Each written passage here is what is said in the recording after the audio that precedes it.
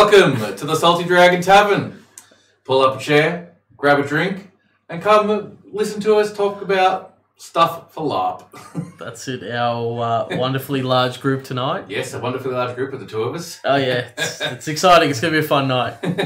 I'd like to introduce everyone here to Josh, who was a few quests ago helping run the Adventurers Guild at one of the quests many moons ago, so has a bit of experience in running quests and doing quests. And since then has also been helping me out with Underworld and Shisha Den stuff, constructing, also helping out with the rats and the hound, and various other whole bunch of unearthed shenanigans to be part of. So yes, it's been very helpful in the past. A lot of it, as I said, under the hood that the people haven't seen while I've been at Quest. All right, so before we get into discussing about the Quest concept, we are going to go into the announcements first, of course. So, of course, we always start with the announcements of tickets. So there is at least 3 or 4, probably more, but at least locally, there is Black Powder and Bloodlines have their tickets up and running. If you're going to that, by all means. Soulcraft, of course, have their tickets going up for the April Quest. Ballarat still have their tickets on sale till the end of this week or next week? I think it might be the end of this week, but double check, always check online. It's going to be a good event. The site's amazing, and obviously the crew that are running it have done a really good job to get it done.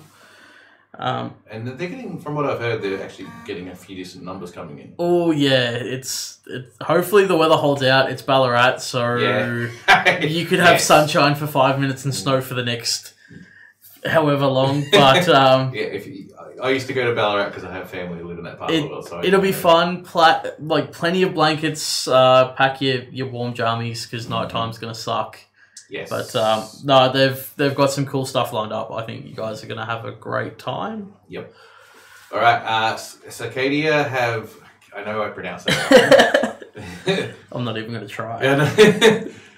They've got their particular sales for their tickets, I think, up and running for their June event. So they're the New South Wales group. Beyond that, I am not 100% sure on ticket sales for the other events that are coming up. They do have it advertised. So... if you scroll down in Twitch itself and just look under the video itself, you'll see a few links to the event pages for what we do know of, but you'll also see a link to an Excel spreadsheet of all the events that have been put together by Ashley from Adelaide, representing all the LARPs happening for the whole year for 2019, as well as a few other festivals that have LARP influences as well. So you've got a good calendar there of pretty much everything going on in that area. Yeah. So yeah, it's a good link, it's a good resource, and utilise that as much as you can. Alright, so the next part of this, as you can probably see, I'm missing a photo because it says photo coming soon. It's like busy times and we just forget about such things. But yes, next week I am going to get a few people to come along who went to Drakenfest, and we're going to talk Drakenfest and have a bit of a talk about our experiences as Australians and it's Drakenfest itself and all the little stories involved and a few bits and pieces here. I think it's the one event that's on every LARPer's bucket list. That and Bickerleen are probably the two big ones that everyone sort of wants to get to, me personally included at some point. Drakenfest is essentially... Drakenfest and Conquest of Mythodaire are the two main ones. They both be fantastic. And what's the beauty about those particular two is that they're essentially right after each other. So you finish one and you go to the next one. Go over, drink lots of really good beer, eat lots of really good food, and hang out with some really amazing people. Yes, that'd be exactly. And see some amazing costuming and some amazing role-playing and bash 3,000 odd people aside. Lots of sweaty grossness, but that's half the fun. Very good. So that's what next week's Table Talk will be all about.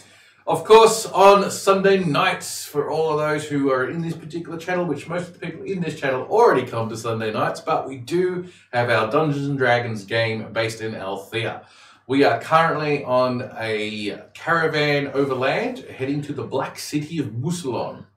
Dodging horrible orcs along the way. Dodging horrible orcs along the way, yes. So yes, that's interesting times coming up, and hopefully I've got some people as we approach the Black City, which is still a few months off yet, but when they approach the Black City, I've got a few people lined up to actually come in as guests. So I'm looking forward to guest role players. Guest role players, yeah. We're going to have some fun with that one, I think. All right, so I think I've covered most of the things. If you are a D&D player, we do have our very first T-shirt up for sale. I don't have the link at the moment. I really should have put that together, and I probably should put it down in the thing. So eventually I'll get to that. But it's more related to the D&D at this present moment of time, but it also is related to Mick Waghorn's LARP store. So if you know about the Pro Hobbyist, store, the Pro Hobbyist, yep. So you can look through that through Facebook, and it'll basically be in there. All right, I think that's about it. I think we can start talking about quests. That's it. I'm going to start with the first. What's the word I'm looking for? Not warning. Bit of information in regards to what this is all about. It's not an ego trip to represent that this is how you do it. This is just a methodology from the experiences that I've learnt from what I've done so far. Like a guideline almost. A guideline. No, not so much a guideline, but it's an instruction of how someone's done it that you could utilize as a way to go about doing it yourself. Yeah. So it's one of those things about understanding the LARP you're at. And when it comes to creating quests for any particular type of LARP, you've always got to make sure you're paying attention to the style of the LARP that it is. One fantasy LARP is not the same as another fantasy LARP, and that's what's really important. Yes. So a good example of this, if you went to Dantia, is another one who've got ticket sales going on for their next weekend event. Yep. Dantia is a fantasy LARP, like Soulcraft is a fantasy LARP. However, they are on totally different ends of this spectrum. Apples and oranges on how it runs. Not even apples and oranges. It's more like apples and refrigerators. Apples and refrigerators. That's about it.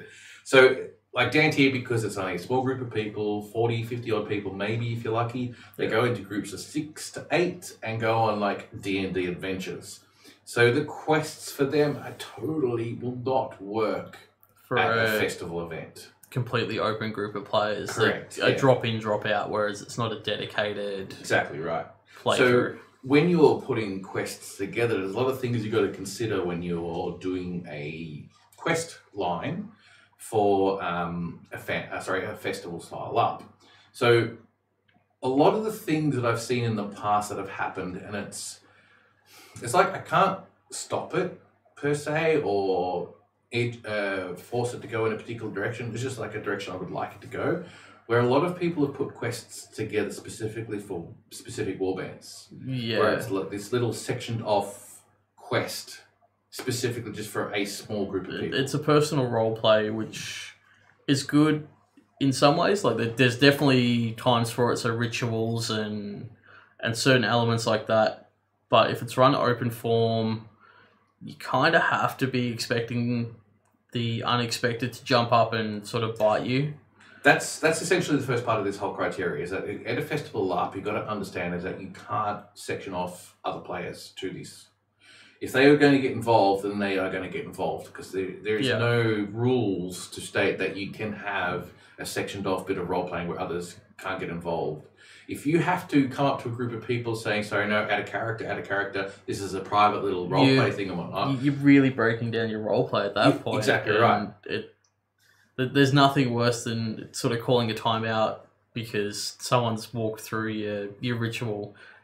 It's either going to be big enough to hold its own and go, this is a ritual that you don't walk through, or done somewhere that you're not going to be interrupted. Exactly right. So if you have that mentality when you come to actually writing quests at a festival, then it makes it easier to deal with such particular problems, because you already had it in your head to know that they're going to exist, and that you just sort of run with it. Like a lot of the rituals that happened in the past, especially recently, there's always been people who have been around guarding things to make sure that particular rituals don't go off, don't get hassled or anything like that. Or in this particular case, like especially the last quest, where the big ritual in the center of town, a lot of people kind of knew why it was happening. It was very theatrical, and even if I had no part in it whatsoever, I just knew that my warband had people in it, and it was a case of, they're doing something cool, let's go have a look. And from the get-go, it was very much, this is something you can observe, probably not something you interrupt. However, at the same time, there was actually like 3 different groups of people doing rituals. Oh, and it was... There was a huge amount of people doing rituals, which basically meant that it was designed in such a way that if you wanted to be part of it, you could. Yeah, there was openings to join in and do it. And I think that's cool. I had so we're doing the Adventurers Guild. I had a quest go very sideways. It kind of got out of hand because I didn't plan for the goats. No one plans for the goats. They just happen. And in this quest line, it was similar to a VIP escort, and yeah, the goats decided that they liked my VIP more than the adventurous party did. So they kept them, and I had to pay them. But it was something I didn't plan for that had a very interesting twist, but it's something you work with. If you're writing a quest line and you can't factor everything in, but if something happens, roll with it. Don't shut down because something has happened. It just makes it more fun. Yeah. And it gets everyone involved. Having people come up and do different quest lines during that week that I had placed out was good. Having people confused about why my quest props were out there was even better. Yes. If anyone remembers the charred body at the Mafeking site that was halfway up the hill, that was my lovely bin bag creation, and I almost forgot him, so I'm sure the scouts wouldn't have appreciated it. They probably would have got a bit of a chuckle out of it. Yeah, once they figured out it wasn't real. Which brings me, I think, to the next point, because that was a good example of how to do a prop to a certain extent. I've been in other games before where they've had a prop. Yep. And the prop would have been a small thing that was held in your hand. Okay, so it's something that it's very pocketable. Yes, very pocketable. But in this particular case, because of how small it was, and this is a very specific instance this happened, the player specifically decided to make sure that the quest wasn't going to finish and threw it away in a place that couldn't be found again. So, yes, and it was very infuriating, which basically means they couldn't complete the quest because the item had been thrown away, even to a point that even he couldn't find it again. Yeah. He'd go, this is a rough area, I did it, but finding it again... But finding it is going to be the hard part, yeah. So when it comes to... This is probably more prominent in Festival Up, because we're talking, 500 odd people, where the chances of this happening is a lot bigger. So yeah, you definitely should not be putting props into your quests or game or anything like that that are just too small for people to handle properly.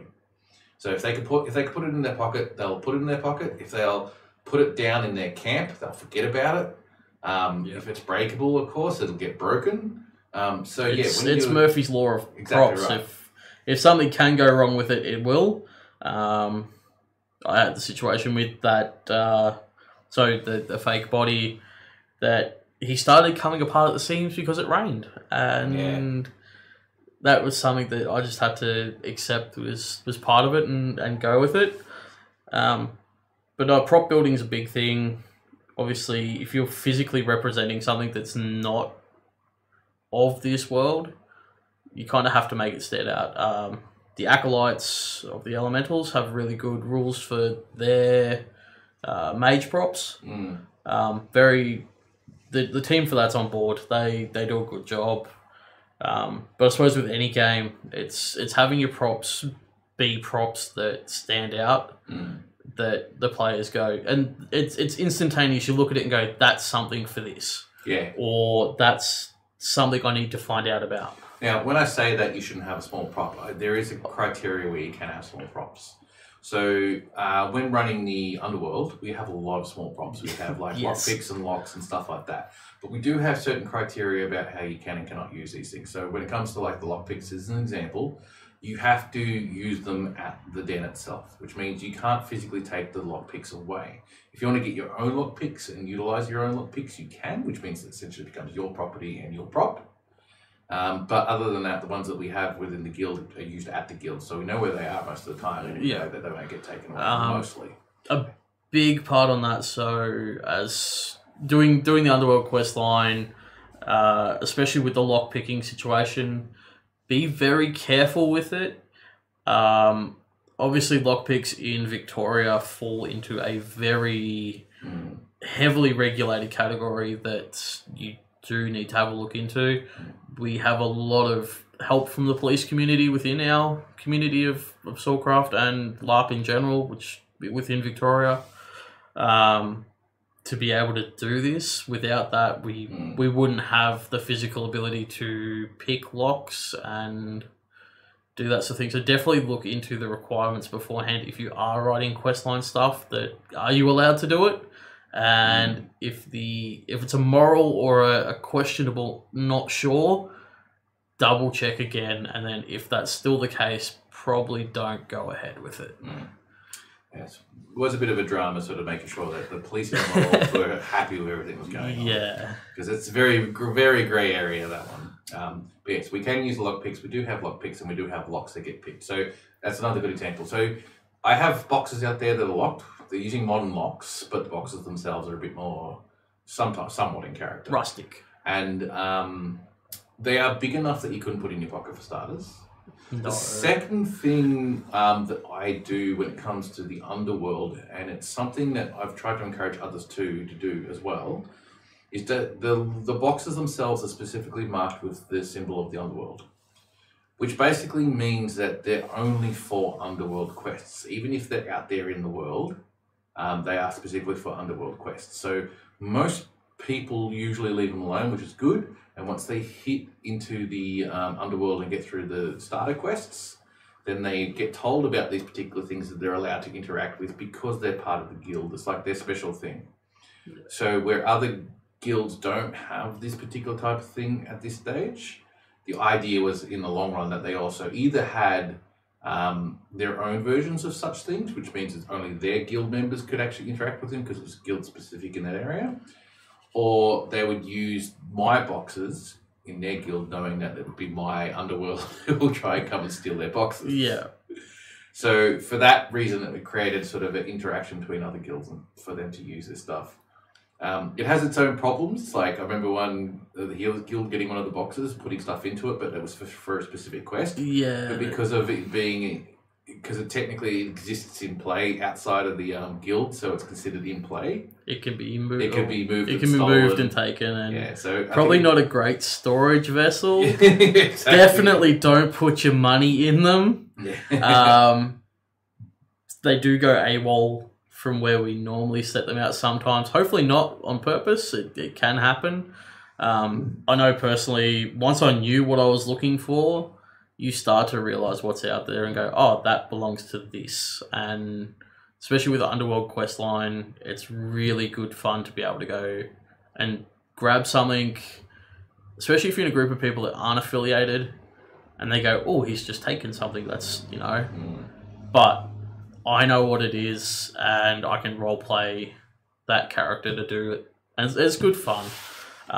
But definitely the marking and keeping a track of what props belong to who.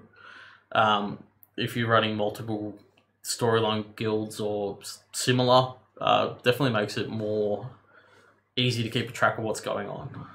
Because we're on the prop concept, another part of the prop concept that you can do, and this is actually done more at Conquest of Mythodia and Drakenfest when I was over there, especially at Conquest of Mythodia, they did this quite a lot. And if you have a look through some of the pictures at Conquest of Mythodia, they have a lot of set props. Yeah. So they're like big archways or graveyards or stuff that's, you go, Thrones. I'm not supposed to be picking this stuff up even if I could physically pick it up because it's all made out of foam. But I see its representation of being a big arch or a pool or a giant arcane crystals fountain, that are coming out of the ground. all that type of stuff, yeah. We don't have a lot of that happening at Soulcraft at the moment, but it is a good area to look into for how you want to create the, I guess, atmosphere, because Soulcraft and even Drakenfest and Conquest of Mythodia are the WYSIWYG of LARP. Yeah. So that's basically what you see is what you get. And I hold that high as a tenet when I create my stuff. So if you cannot physically see it, then it is not there. Yeah. So it's none of this, they cast a spell on it, but there's nothing there to represent the spell. There's nothing there to tell you specifically as soon as you see it what it is, then essentially it doesn't exist. You can't go around just by word of mouth telling people that particular things exist. There's too many people for that to go wrong, and it happened at Quest. Yeah, Chinese whispers and A little bit of Chinese whispers. Whatever you set out then comes back around and it's something completely different that people are looking for. for. Or you just told the wrong people, and the people who actually got involved with the whole thing didn't actually know about it at all. Yeah, and I know exactly what that one is, and it makes it very hard to play that role when the other party's not aware of what's going on. So the specific thing that we're going on about at Kryl was the fact that during the casino heist, apparently there was some spells cast on some dividers that were made out of bamboo, of which the dividers were turned into rocks so they couldn't be moved or anything like that. Of which there was no indicator put on these dividers to tell you that they're even rock. Not even a bit of paper that says these are made of rock. Yeah, and so it became a word of mouth to a few warband leaders and a few other bits and pieces to spread this out so that people knew what was going on. But the people who actually came in and caused a particular distraction weren't aware of it at all. That status on the walls. Yeah, and that it's not that it's not anyone's fault. It's just the communication gets really hard to spread over 600-700 people to go word of mouth. It has to be. This is why Wizzy Week has to happen. Yeah, if you see it and it looks like what it is, if it looks like a duck, quacks like a duck, it's a duck. Yeah, pretty much. Like that's how it plays. It's the same for characters that if you're a non-human race, if your character looks like an orc and talks like an orc, you an orc. And hopefully you're a good-looking orc because you guys are green skin. You green skin really well. So there's a good example of it. Yeah. But that's the thing. Like your props, your setups. Make sure that your stuff. You can do a lot of cool stuff on a dime. It doesn't have to be big money spent on certain props. It can be cheap. But as long as it looks like and does what you're intending, that's a win. And it doesn't actually have to even physically do anything. It just could be a really nice looking set piece. And if you want to partially run as like a dungeon master type thing when the quest is being run, you can, especially at a festival event, as long as it's done in a sort of a smart way where you can just sort of describe a little bit. But as long as you got some physical representation of that prop there and it looks cool, then you get this satisfaction of the very first time someone sees this awesome looking prop. When they just go, whoa, or whatever equivalent of that they do. That's definitely as like from the player standpoint, having that interaction with an item that is representing something else. So, example is the golden dagger, which of myth and legend. There's so many rumors. Golden dagger, is that what it is? Yeah, there's new names. There's so many names to this damn dagger. But the void dagger, the god killer. Yeah, the one that kills the avatars. That damn dagger. But that's it. It sprouts its own myth and legend. That how it was made, how it came into play. But at the end of the day, it is still just a latex knife. Yeah, pretty much. That is very true. I had another point I was going to bring up about props too, which I completely forgotten. Sorry, that's right. Another example I was going to use. So at Kryl Castle, which is another place where we had an idea. So what we did is that we created traps. Oh, yes. The traps were absolutely fantastic. So we didn't create traps that we said that there's a trap there and you accidentally set it off. We didn't have that a GM presence there. They were physical band gun traps. Running on tripwires with fishing lines in a and stuff dark like that. hallway. Of which we basically had to get the Underworld members, because it was an Underworld trial, to basically go through the Dragon Maze, which they had at Kryl. Yep, the labyrinth at the entry point of the gate. So if you, I call it the maze because the labyrinth is a different. Yes, you are correct. It's the maze at the start. Well, not the maze, but they were great, weren't they? The entry point. If you go through the entry point, so we had like 4 or 5 of them. I can't remember. I think we had 4, and we set them up, but they're like really complicated. It felt like a lot more. Yeah, it did feel like a lot more. We had them set up with fishing wire going everywhere and whatnot. And we sent them through, and people had to figure out ways to dismantle them. Like we did put specific rules on for the people going through at first, was that you couldn't you couldn't cut the wire. Because we just wanted to make sure we reuse the wire again to make our life not so difficult in that particular sense. You also couldn't just like knock it out. So we had to make sure we did have to put some rules in because the physical limitations of what we built were still there. But it was a case of they had to figure out a way to dismantle it with these couple of rules that they couldn't do. Without setting it off or without setting altering the trap into any state that it wasn't meant to go into, essentially. A lot easier to think about than to actually do. These things were damn near hair trigger. Yeah. You slightly get it wrong and you're going to get shot. And they were actually really simple. So what we did is that we had essentially a square U-shape sort of mount where the top part of the U is where we mounted the actual band gun.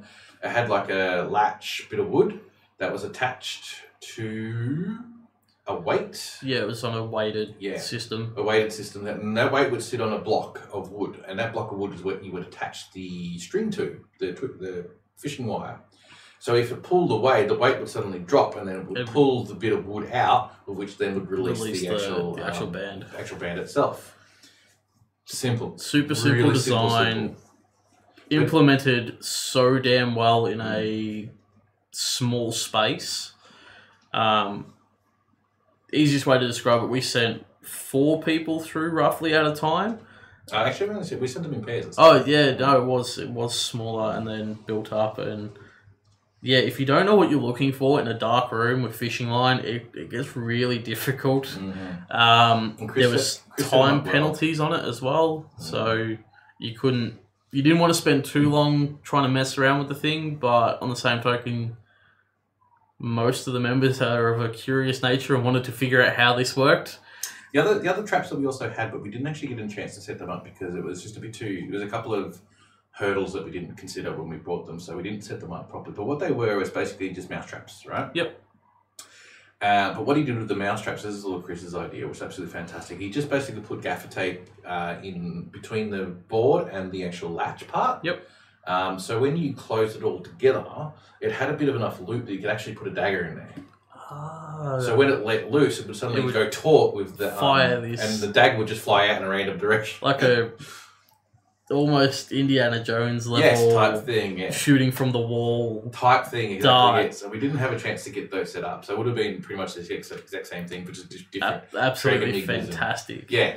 So they're good examples of some sets of props that are very much WYSIWYGs. You knew exactly what they were doing, and you knew the band guns, but as soon as you hit you treat it like a band gun, and you knew exactly what was going on. And you knew straight off the bat what damage you were going to take if this thing hit you. And we had a lot of people, like me personally, I damn near de-geared all but a dagger because I figured I'm going to be moving through somewhere in the dark. I don't want to accidentally bump something with a scabbard and then shoot myself. But for other props, I mean, you've got creators out there. Max Sterling of LARP Mix. Go back, look at some of his old videos on the LARPgasm channel. He does some really cool rogue box props. Yes. With the bells and fishing line. Dude does some cool stuff. There's so many others out there that are making... like LARP Forge do a whole bunch of different stuff like that as well. Having a look at different concepts that come into play with that sort of thing, even homestead defense, it's getting kind of like prepper level here. But yeah, it is a little bit prepper level. It is, but the old cap gun, mousetrap tricks. Actually, when you think about stuff like that, if you are getting to the prepper level sort of area when it comes to these particular ideas, then yeah, that's fine. You move away from Swordcraft and you go to After the Fall. After the Fall, that was so I was part of Game Zero, so we came up with some really cool jerry-rigging props of we had barbed wire, which was literally just yarn that was dipped in glue to harden it. And it was great. But you looked at it and went, yeah, that's barbed wire. And that was a cool physical representation of something that you can't actually put out without people injuring themselves. Simple, sometimes the simplest concept is the best. It's the easiest to get that idea across. When we had the traps in the tunnel, in the Dragon Tunnel at Kryl, we'd set them up, but because people started wandering through those areas when we weren't expecting it to happen, some other accidental casualties. Some accidental casualties. It was hilarious, actually. Collateral damage. Daniel Hyman of the Moussalon went through a really small little group of people, so it would have been 4 of them. They were wanting to explore the place out to run a particular quest of their own, which I didn't know anything about. So they came into this thing, but they started to, instead of actually just walking through and just looking at the place, they started to do it in character, which was good. Because they had no fucking idea the traps were there. So the very first time the first trap got set off, because he said he's one of his minions or something like that, one of the other characters. As you do, I can imagine his character would not be. He sent him forward, but he kind of just followed right behind him because the first guy wasn't really paying attention to what was going on. He set off one of the traps and then hit Daniel. That's terrible, but. And I was at the other end of the hallway listening to all of this. So I'm trying not to laugh my head off. That positioning for the finish point and our semi hideout was fantastic. You hit anything that would come through that hallway. But that made it all the more fun. Even the Elder asked to do a quest through that area, and we went, cool, because they asked to, which was really good. Yeah. We said, all right, cool, we'll set up the traps as well. Yep. We set up the traps for the Elder and the little thing that they were running. That was really a lot of good fun. But I think that's a cool. It's a lot of fun. We were still talking about the bang gun traps. The bang gun traps, the so well and made. all of the different traps and all of the trap ideas as an example of props. We probably should move away from the trap props. It's just an example of many. There's the one prop from a quest that really stands out to me. Was actually a physical representation. It wasn't a fake. It wasn't a lookalike. It was at the Math King site, and it was the organs for the serial killer that I conveniently got dropped into. Waking up one morning and beside my tent was just a pile of random offal, as meant to represent body parts. Yeah, that was kind of funky when you realise that it wasn't. Latex and rubber. It was that quest. Oh man, that was part of exploring the idea of creating the quest. You've really got to pay attention to the scenario that you're in. So it's not just the game itself; it's also what's being presented. So when I did the serial killer quest at Maffican, that was back in the time when we had a really small sort of village happening. So putting out a dead body every day.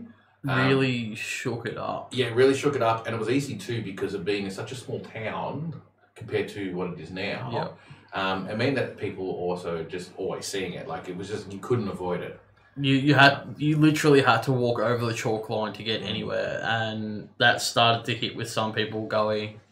However, which I found interesting is that I, as the person who put this all together, at some point I thought that people weren't just going to pick it up. I think they were just going to ignore it, even if they saw it there, even if they knew exactly just what it was. Step over it just step over it, ignore it. It's not my jam. I'm not touching it. Yeah. So I was really stressing, I guess, not stressing so much, disappointed a little bit that this idea, this really cool idea of this serial killer quest, this Jack the Ripper style sort of thing is that I had put so much effort sideways. Into, is sliding in a direction where no one's going to pick it up.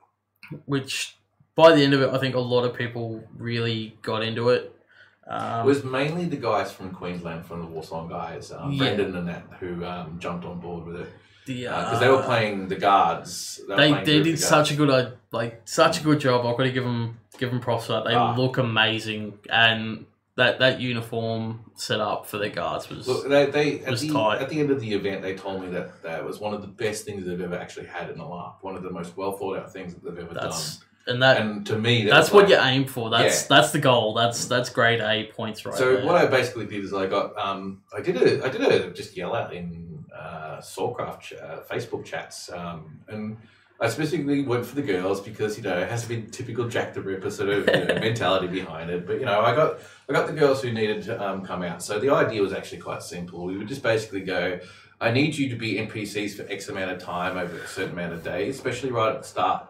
and just be just random innocent people. Float around town. Float around town and just be noticed for a little while. And it was quite funny because being those NPCs, they made like 1 to 2 silver each doing their little trades. They made some They money. managed to score some cash out of it without even trying. It was hilarious. That actually took me a minute to realise, and being the serial killer, to actually be like, oh wait, no, this is actually my role. Hold on, I totally forgot that I was doing this for a while. So you have to. So I had to put clues in. So we came up I actually interacted with the other girls too about some of the ideas that came up with, and unfortunately, not everything sort of came out as planned because you got to have a lot of ideas. Then once you've got all these ideas for your quest, be ready to drop a lot of them.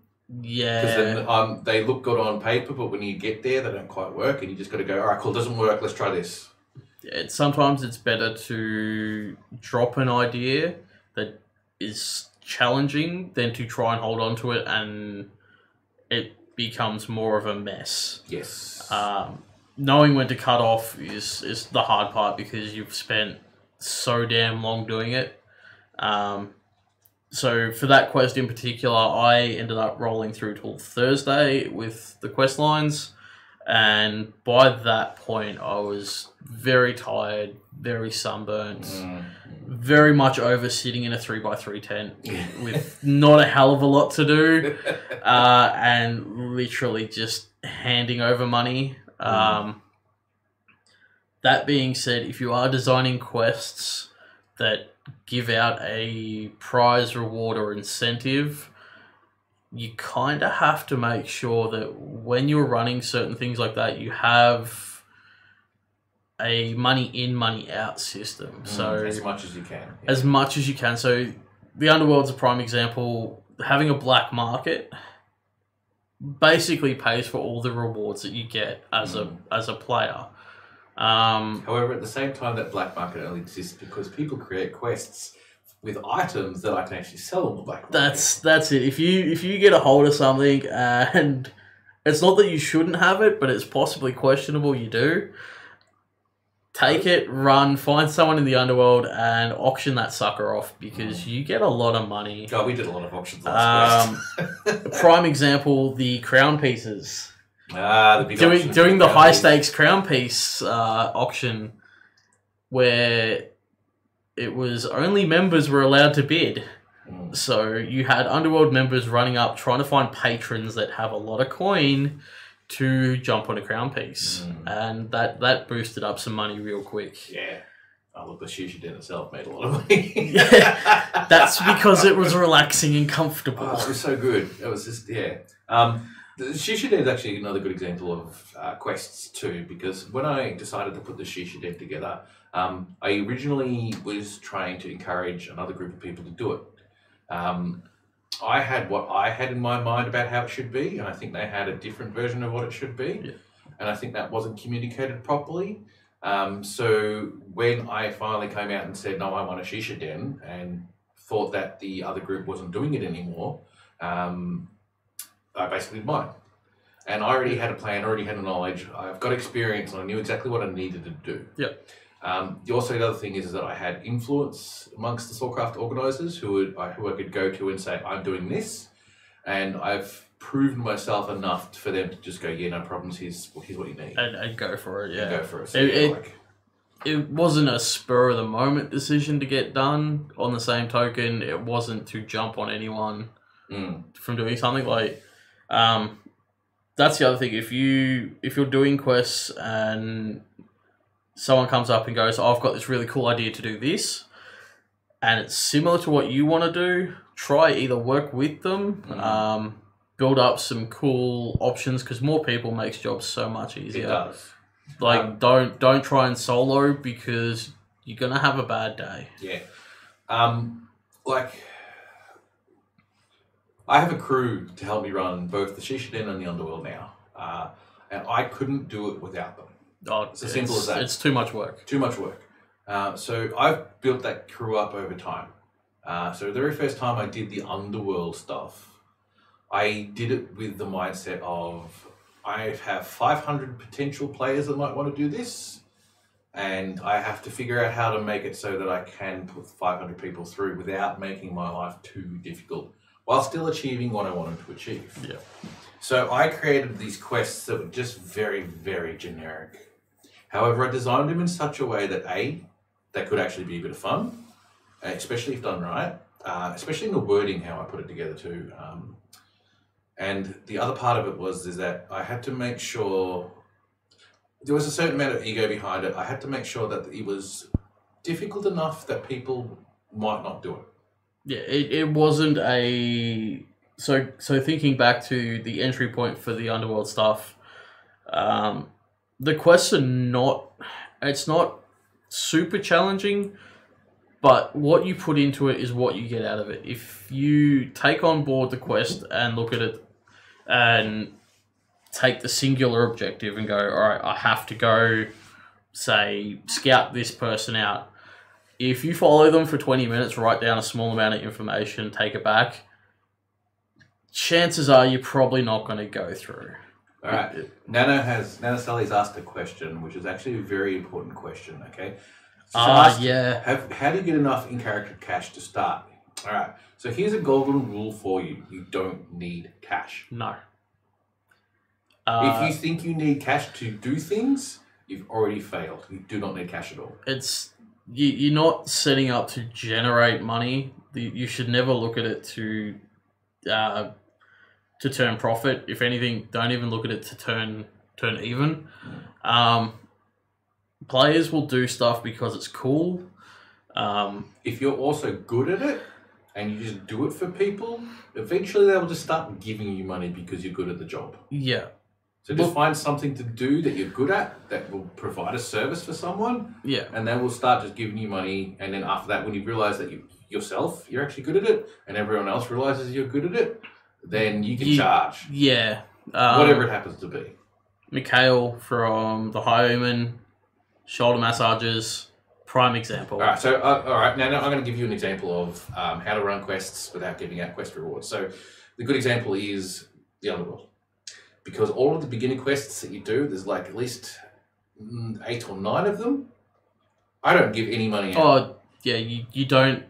The first, like, before you're even inducted, really, you're doing all the entry level stuff purely on merit. There's no financial reward until you basically become a member. And then at that point, you're still not really given reward. You basically go...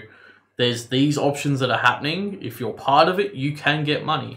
It's never a guarantee. Yes. But it's an incentive. So what happens is that once you've managed to finally get through all the initial quests where you don't get paid for it because we're not going to give you money because you just want to become a guild member. No, we want to make sure you actually are good at this. So we're going to put you through some tests. Yep. If you manage to pass them, then cool. You have done exactly what you wanted to do, and we've filtered out a few people who are just not cut out for this. And I didn't use any reward system to do this, except for the fact that the reward system itself was getting into the guild. Yeah. On the same token, anyone can, taking the Underworld for what it is for the example, anyone can join. There's no restrictiveness to it. There's no, even down to player level, physicality level, you don't have to have any perk to be able to do this. It's turn up, think a little bit. So what happens when you finally get into the guild and you have access to a lot of things? One of the things that you get access to is the black market. So how the black market basically operated, they don't get any rewards on the steps at all. No. None. Nothing. I'm not going to give you money just because you're doing these quests. It doesn't work like that. This is the Underworld, and this is a good example of it really being for this specific model. If you're doing these quests, you're doing it to prove that you should be in the guild. Yeah. It also, and I'm a unique guild to be able to do this. So when I put this together, it's not like this model can be used in other places. However, I think it can. Like, I think the Mages Guild did the same thing. You had to prove... No, not even a gold star. Nothing. It's just do the quests. In essence, it's almost bragging rights, if that helps. if you've done something as say a mage in the Mages Guild, or I have no idea. I've never been in the Mages Guild, but maybe one day. Actually, we lie. There is a reward for doing these quests. That's getting in the guild. Yes, that is the ultimate payoff, being part of the group. But same token, it's you get that ability to go, I've gone and done X, Y, Z. So other players might not get that opportunity. So you kind of get a bit of showy offness for your character, which is cool, as long as you're not being crappy about it. Like a lot of the because how the quests you get given a bit of paper to tell you specifically how to do the quest. And I put specific instructions on that. Stuff like when we're doing the pickpocketing quests, I learned this from the very first times I did this too, that I specifically put in you can't use roleplay magic. Yeah. Because we're not mages. You physically have to pickpocket them. Yeah, it would be too easy to roleplay magic, as long as the person plays along with it and go, all right, well, look, now you're asleep and I'm going to rummage through your pockets and take your stuff. But we're not mages. But we're not using that ability. Like, that's... You can be a member and be a mage at the same time. There's no restriction on that. Yes, it's just that you can't. But you can't do it whilst doing that mission. It makes it a lot more difficult, but it also makes it a lot more fair and fun for everyone. And it's the very first quests that you do are basically just information gathering. It's basically me saying, here's your target, go find information about them. Yeah. It's as simple as that. And I do put a couple of pointers in about what I'm looking for and stuff like that. And most people usually do a pretty good job of it. Some people do an exceptional job at it. Yeah. And some people come back with some of the greatest stories about how they actually went about it. Like, I remember one particular person with him and his daughter who came along to this particular quest. They unfortunately had to leave early. But he basically came in and they became reporters. So they went to their targets and started doing interviews to get all this information. That's another brilliant. Good part, because it's thinking outside of the square. And with any quest line that you create, there should always be an end goal for what you want the person to achieve and a quantitative measure that they can achieve it in. So whether that be, all right, I want information on a target, it's how they deliver that information. So it could be as simple as a sentence. It could be full-blown story on what they've done for the day and what they've eaten. It's up to the player to decide how much they're going to get involved with it. As the quest runner, be expected for all manner in between. A really good one that I had that I thought was fantastic, which I didn't plan for because I got damn extorted on it, was the natural flora and fauna information that I was gathering for the Mafeking quest for Khazad Lutz. And it was great. I got so much cool stuff. People are damn creative when they know that money's on the line. Actually, that's very good, because I have the exact same thing. One of the quests, especially in the Assassin Path, is that I want poison.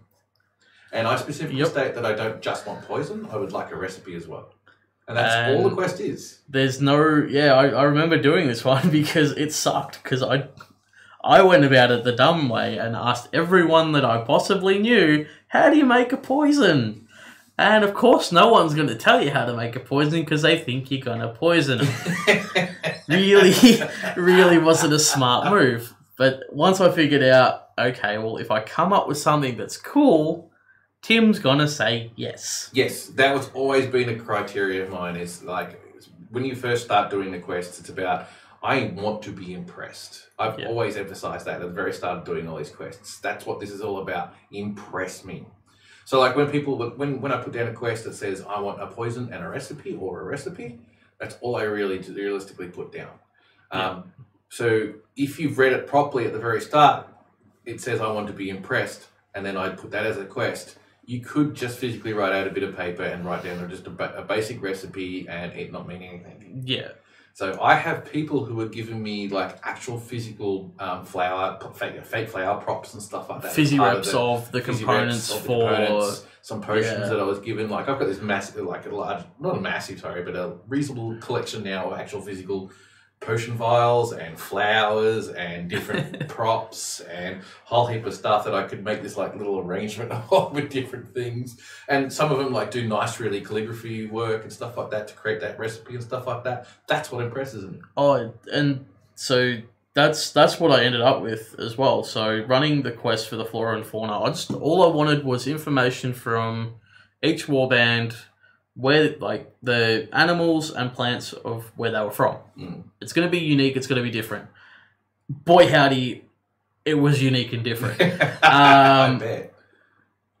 So I say I got extorted, but when the Granadas roll up with like 15 sheets of paper, yes, and want a big payout, I didn't plan for that, and I had to pay them because that's how the game works.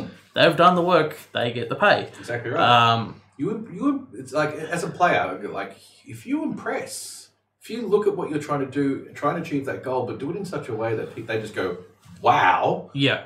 Oh, that will give you more stuff. Their pages, the calligraphy was amazing. Like everything that I got, every single piece of paper that I took in, is in the library. So should the library run again at the next event, please check it out because Rory loves it when people look at his stuff. I don't know if the library is happening. I can't remember if because I know Rory's not going to be there next quest. Yeah. He's going away to England. Oh, that's. But when it does, if it does come back out, check this stuff out. I got everything from full-blown David Attenborough level details of what this penguin thing eats for breakfast to the damn near cutest Pokemon looking pictures I've ever seen.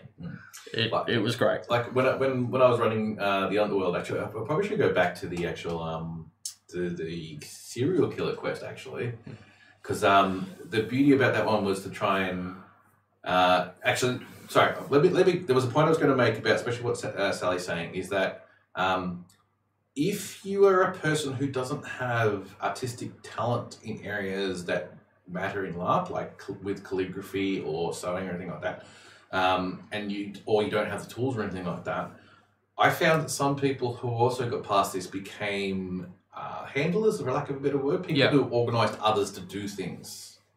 So you actually became like the manager to get this particular quest done and got them involved. Created a little group of people. There's a really good one of that what was it? It wasn't like it was still at a Mafeking site because their target was the Venators. And it was fantastic because I knew who all of them were. I knew that they were all members, but there was one guy that was sitting at the top of the hill watching about 4 other members of his warband scoping them out, and they're spaced at about 50-meter intervals, and each one's writing, like furiously scribing down what is going on in that camp. And I went, you've industrialized this. Yeah. All right then, I'm behind the game. But it's cool. If as Tim said, if you're not strong in certain elements, work to your strengths for questline. If you can't write great, find someone that can. Bribe them, force them, coerce them. You might find people who are sitting around who are completely bored, who have a lot of talent and stuff, and you basically get them involved. Create a group. If you don't have the talents to sort of do all these things, at least try and get them together to work together to create a goal. Definitely. And you can find into them. I think we've gone past the past. We're talking about the players interacting with quests. We're supposed to be talking about actually how to do quests. How to do the quests, how to write quests. Like that. Yeah. So that's why I wanted to go back to the serial killer quest, because I basically had to write a whole heap of clues. Yeah. And we came up with a few ideas. Like one of the ideas we came up with, but we didn't actually get done, which is unfortunate, was that one of the players was going to bite into an apple and either physically bite someone. I can't remember who it was going to be. Yeah. Well, it was going to be one of the other girls because of their relationship together. Yep. So they were going to get bitten, or we were just going to use a bit of makeup and stuff like that to do the exact same bite marks so they would match. Yeah. So little clues like that to sort of make there's a link between everything and whatnot. To tie it all together. Tie it all together.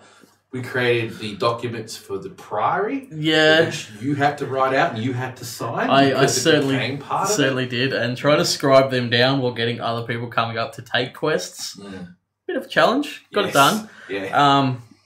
But that being said, there is a lot of planning. So think about your quest, write it out in a systematic way that you can work through the quest. It doesn't have to be a multiple day thing. It can be a one shot. You want to do it one day just to see how it goes as a test. Don't do what I did and try and plan a week's worth of stuff for 500 people by yourself. You'll have a really bad day. Yes. Work with what's manageable. If you don't feel that you can cater to that many people, make a small group thing, run it and see how it goes. But always check in with people. You're not going to spoil your quest by people knowing about it beforehand to a degree. You will spoil it if you just drop it on players and it's not thought out and it's very hard to do. Oh, and expect it to fail. Oh, yeah. Always expect to have it go bottom up Titanic. Or no, not even to that level. Expect that the way it won't start. You don't get the people for it or something like that. It doesn't quite work how you expected and so on and so forth. You didn't quite... All your ideas didn't come to fruition or anything like that. Yeah. Expect it to happen. But That's probably most important. don't be disheartened Yes. if something doesn't come off how you want it to come off. All great plans go awry, and just work with what does happen. So, good example of that was a heist by the Underworld, which I thought I got away cleanly from. I really, really didn't, and copped a fair heavy in-character penalty for it. You can walk away from that situation and go, okay, well, this wasn't done how I would have done it, and I'm not happy with it. Alternatively, just roll with it. Like, so what happened was my character lost an eye, and I kind of sat there for a minute and went, how am I going to play this out? And went, you know what? No, cool. Let's physically, obviously not take my eyeball out because that would suck, but let's cover my eye and let's role play that this has happened. If you've got quests that get people to do silly things like that, and even if it's an accident that you didn't plan it and it just happens, it's even more fun. One of the other sets of quests that I did put together for Kryl, and it didn't quite work how I wanted it to. But again, I was putting out something new. With all the experience and all the years I've been doing this and whatnot, I am fully aware that the ideas that I pull out just look good on paper, but don't work in practice. So a lot of people know about the fact that I ran the gang fights. Gang fights were good fun. The gang fights were good fun. Now, the idea that I was trying to do behind the gang fights is that when we have it, if you've ever watched Gangs in New York, that's essentially what I was trying to achieve. So the idea is that every night we would get together. We would get together like 10:30 at night or something like that. It was way late. It was way late. Yes. I'm an old man. I like to sleep at like 8:30. So having 10:30 meetings just killed me. That was actually the same quest that I ended up with pneumonia. So there you go. That's why I didn't turn up to half of them. Fair enough. So I got the leaders of the gangs together, not all the gangs, because there's just too many people to deal with. And the idea was that there would be 3 territories that they had to fight over. So they could basically go during the moot, discuss a few topics on things that were happening. So there was some other role-playing stuff that popped up that we also had to deal with. Try that to was really squash some beefs that happened. Beefs. So the idea was that everyone who went to the moot with the gang had an option to challenge for a territory. Yep. So they would write on a bit of paper their challenger or the territory that they wanted to challenge for. They didn't have to write anything down on the bit of paper and just not actually participate, but if they were owning a territory, they would still have to defend it. Yep. So some people tactically decided to put the bit of paper in with no actual territory written on it, which was fine because it's all part of the politics about who you're with, your friends and who are your enemies type thing. The awesome. theatrics of Of war. it all, yeah. So once all the bits of paper went into the hat per se, I would then pull them out and that would dictate the order of events of how the gang fights would happen. So when you had your fight up and running, that's where we go up to the area and start having the game fight. So whoever won out of that one, if you were a defender and you won, then you keep your territory. If you're an attacker and you won, then you take over the territory. If in the order of events that got, in the order of challenges got picked out, if you were the first challenger, but there's someone also challenging after you, if you were a challenger and you won, it becomes your territory for as long as the next challenger comes along, and they potentially could win it off you in the same night. That's, it could be a turnaround of turf in 10 minutes, really. Yes. And the fights were really well done. Anyone that wasn't privy to watching 10 guys line up with nothing but knives and knuckle dusters, you missed out. It was good to take it was a combat rule set that switched over to something else. And it was good fun. It also gave us roleplay opportunities that you don't normally get. But also it leads to... So that quest line can actually lead to more.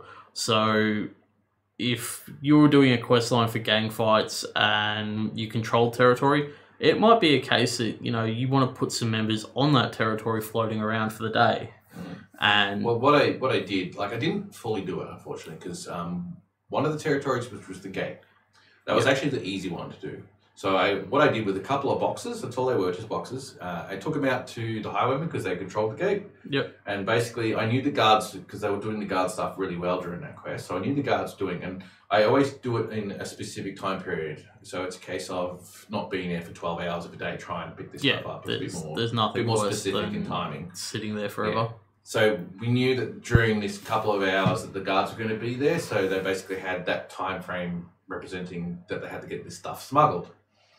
So I gave them the boxes, and they had to basically smuggle them in as part of their quest. And if they managed to smuggle it in, then they would get the reward for actually owning that territory. Yeah. If you owned the market, you would get a reward by basically going around to all of the shops in the market and protection racket. A protection racket. Yeah.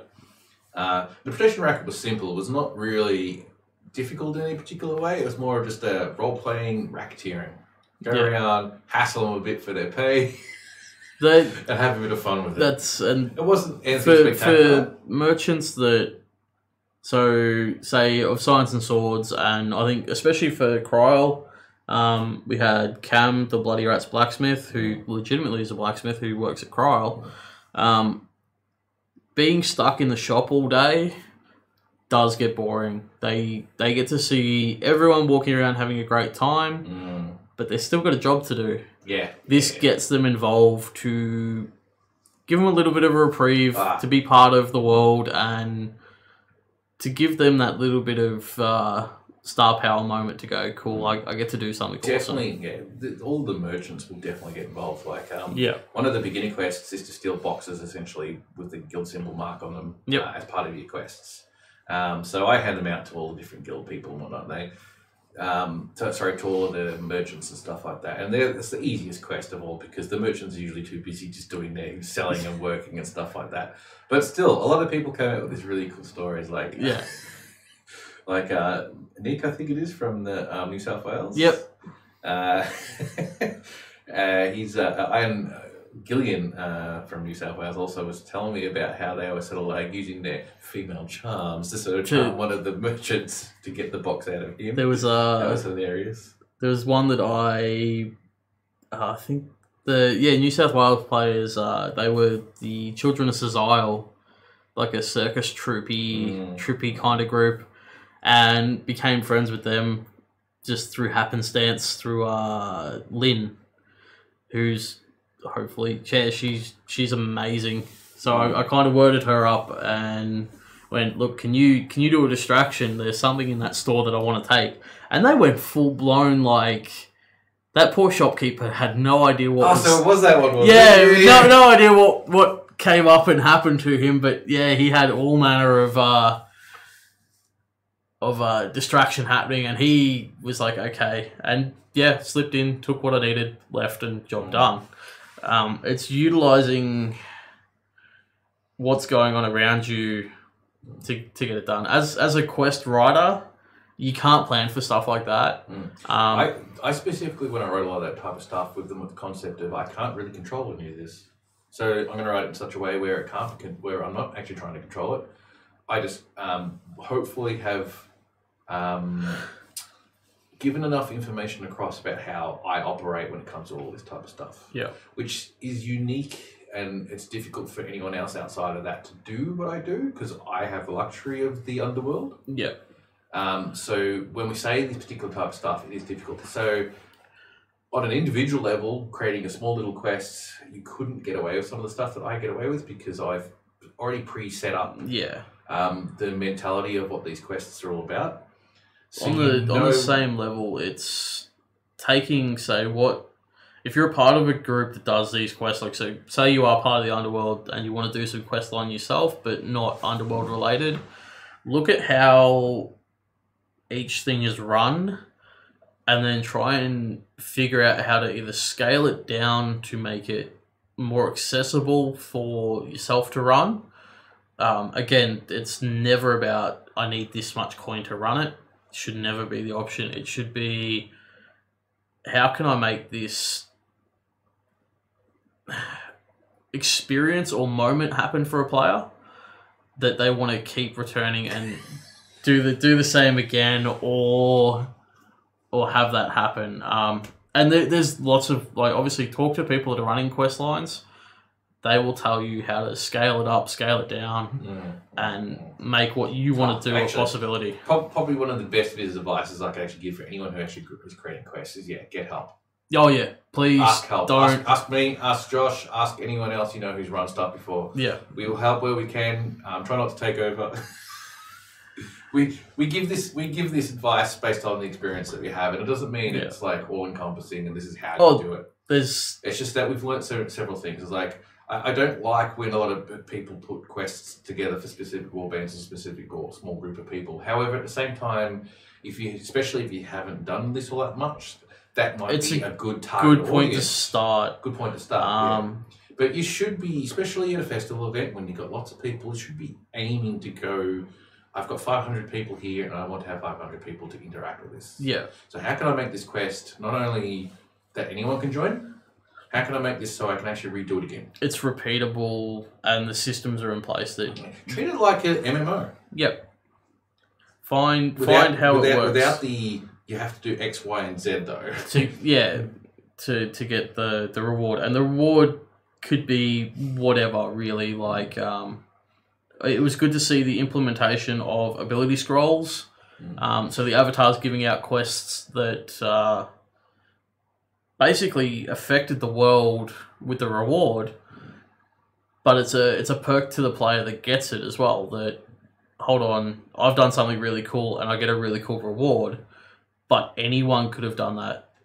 It's also about as running a quest.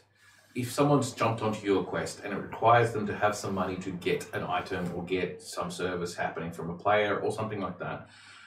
Then they need money, and a lot of people see that as a hurdle, and they sometimes just stop because they think it's too hard to get money. So, as a person who's writing a game and potentially being a games master for it, even if you're not physically being a games master, but every once in a while they'll come back to you and ask questions. Especially, they might go, "I don't know where to get money from. Do you have any money or anything like that?" So sometimes people like that will need to be encouraged about how to earn that particular money. And some people don't live that lifestyle in their real lives, and don't know how to do this particular type of thing. Some people's level of experience of role playing is different, so just be wary that you may just have to have a couple of ideas of your own. How do people get money? Like, talk to merchants and see if they've got other particular jobs. You tell, like, if you're doing a lot of different quests within Quest because you really enjoy doing this particular type of thing, you love that type of stuff, then you've probably put a few other bits and pieces out there as well. So what you could do, like a good way to write this particular quest, your major quest especially, is to create all these little bits and pieces that lead up to that little quest.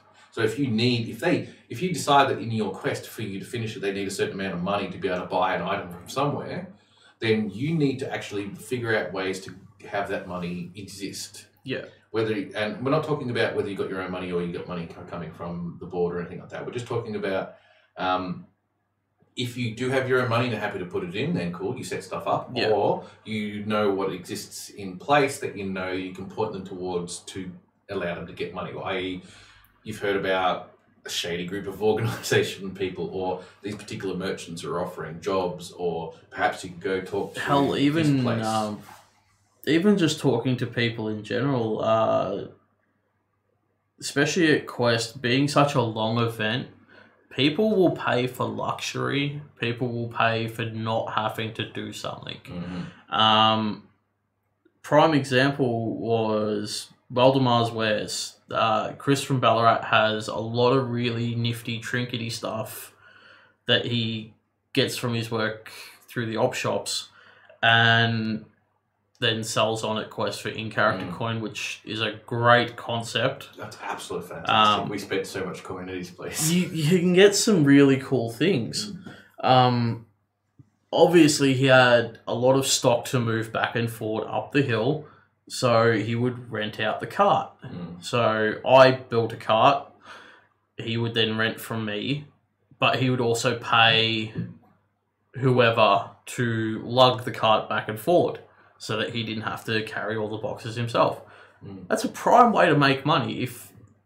If at any point you go and, if you're walking around and go, oh, look, do you want some firewood? Pay me whatever, and I'll bring you back quantitative amount of it. That's still a quest line that you're running for yourself. Because you sometimes do have to encourage people to sort of get money, because they're always about getting money. It's about trying to also encourage them to sort of think outside of the square a little bit, or even just the most simplest of things. Like when I ran the murder mystery quest, that quest, the very first girl who was going to be the very first murder, on the very first day when people were still doing the sign up, she was selling apples. She made over $1.50. Selling apples. Food goes down a treat. Everyone's going to get bag of apples, a copper piece each. Made over $1.50. Yeah, it's that simple. You're going to make some loot. The other thing too, if you're crafty enough and you can put together certain things, go for it. Never expect to turn a profit from a game. It's just not going to happen. The best advice that anyone can give you, especially for generating money and quests at Quest, is to go into it having fun. Don't treat coin as your stopping block. Oh yeah, coin should never be the be all or end all of the game at all.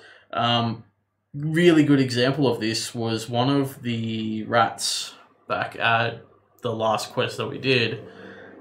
I asked him if he could run a load of wood up to Musalon for me, just as a thank you, because I was working with them for some stuff and they've been really good to me. They were running low on firewood. I went, yeah, cool, I'll get you some wood. We've got a cart, let's do it. And he did. And I didn't expect him to do it. I just kind of put it at the wayside that, So he did it, and of course I paid him, and didn't realise that Musalon paid him as well. So he doubled down on that on that one job. That being said, look for little opportunities like that. Sell little trinkety things. Oh, look. I got so bored one day. This was at the same quest where we had the murder mystery, and they were having the fight night.